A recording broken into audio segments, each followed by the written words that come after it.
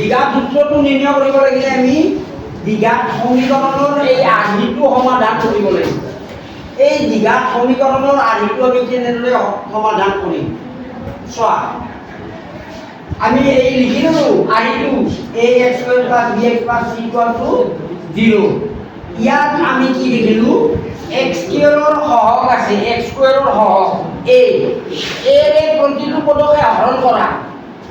এক যদি প্ৰতিটো পদকে হৰণ কৰা তেতিয়া কি হ'ব x² + b/a x plus c by a equal to 0 এটো লিখা। নেক্সট কি লিখিবা x² plus b by a x equal to plus c by a তো সমান চিহ্নৰে ফেলে আনা minus c by a এনেকৈ লিখিলো। তাৰপিছত কি কৰিবা এইখিনিক আমাৰ এই ফৰ্মুলা নিয়াৰ কাৰণে চেষ্টা কৰা a² plus twice ab plus b² এই ফৰ্মুলাটা না বীজগণিতৰ সূত্র। গতিকে x² plus এটো a² পালো twice ab লিখিবলৈ 2x হয়নে 2x b ঠাইত কিমান লিখিলে b/ax হ'ব b ঠাইত লিখিব লাগিব b/twice a কাৰণ ইয়াত 2 এটা লিখি দিলো ওপৰত 2 এটা পূৰণ কৰি দিলো গতিকে তাক হৰণ কৰি নাইকিয়া কৰিব লাগিব তেতিয়াহে b/ax পাম। গতিকে এই a লগত 2 এটা পূৰণ কৰি থবা 2a b/2a তাৰমানে এইখিনি b হ'ল প্লাস b² b মানে b/2a পালো b/2a এটো লিখিলো হোল স্কয়ার চোৱা b/2a হোল স্কয়াৰ বুলি তো ইয়াত নাই সমাধিৰৰ বাওফালে নাই কত আছে জানো নাই। গতিকে নথকা কথা এটা যেতিয়া সমাধিৰৰ বাওফালে লিখি দিলো তাক সোঁফালেও লিখিব লাগিব তেতিয়া মানবিলাক সমানে থাকিব। গতিকে b/2a হোল স্কয়ার ইয়াতো লিখা তাৰপিছতে মাইনাস c বাই a ইয়াত লিখা মাইনাস c বাই a। এতিয়া চোৱা এটো আমাৰ এই সূত্ৰটো আহিব এইখিনি b² plus twice ab plus a² plus twice ab plus b² এই ফর্মুলাটো এইখিনি আমাৰ এই ফর্মুলাটো আহিব। এই ফর্মুলা আহিব মানে a plus b whole square এইটো। গতিকে ইয়াত কি ঠাই কি আছে x আছে প্লাস b b ঠাই b/2a b/2a whole square a plus b whole square equal to ইয়াত কি কৰা স্কয়াৰটো ভাঙি দিয়া b² বাই 2 গুণ 4 4a square minus c by a এটো লিখা। তাৰপিছত চোৱা x plus b/2a whole square equal to এটো মাইনাস কৰা b² by 4a square minus c by a ইয়াত এইটো কৰা এইটো মাইনাস কৰা মাইনাস কৰিলে লসাগু কি হ'ব 4a স্কয়াৰ আৰু a এই দুইটা লসাগু হ'ব 4a স্কয়াৰ। গতিকে ইয়াত b² হ'ব ওপৰত মাইনাস 8 ঠাইত হ'ব লাগিব আমাৰ 4a স্কয়াৰ তাৰমানে এৰ লগত 4a পূৰণ অৰ্থাৎ c ৰ লগতো 4a পূৰণ অৰ্থাৎ 4ac এটা। এতিয়া চোৱা x plus b/2a whole square equal to এইখিনি কপি স্কয়াৰ আকাৰত লিখিব পাৰি নেকি চোৱা চোৱা 4a হোল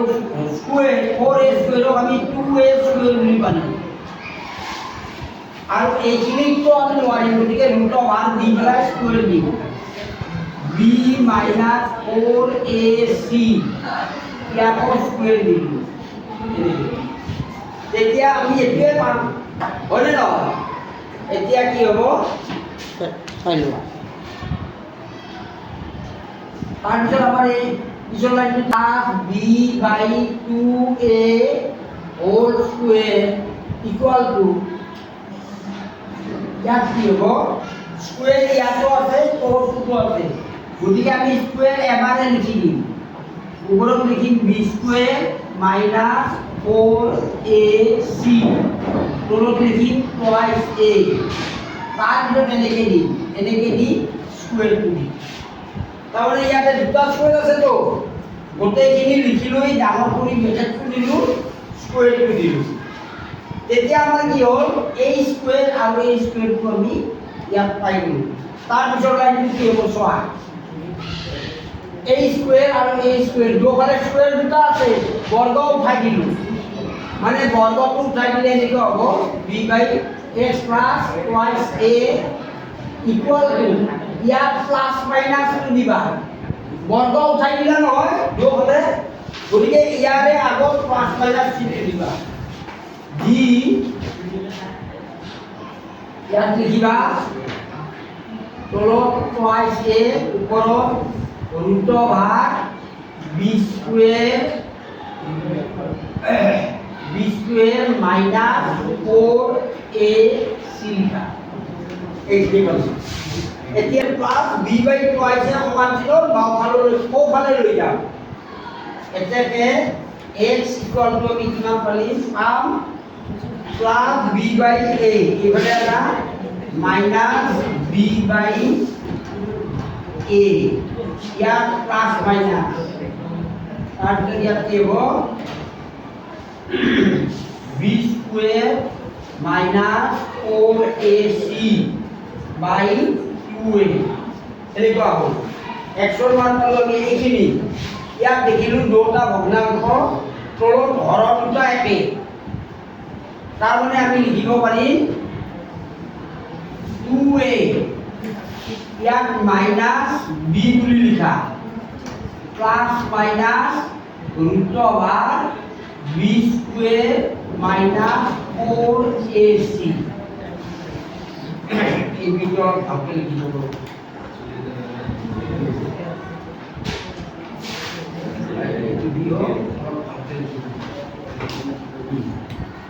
এইটো তাৰমানে xৰ মানটো কি হ'ব minus b plus minus root ভাগ b স্কোয়ার মাইনাস 4ac/2ac অর্থাৎ এটাকে মূল দুটা কি হ'ব মূল দুটা এটা হ'ব মাইনাস b প্লাস ৰুট ভাগ b square minus 4ac by twice a আৰু এটা হ'ব এটা কি হ'ব মাইনাস b মাইনাস ৰুট ভাগ b square minus 4ac by 2a মূলটা হবে বুঝিলা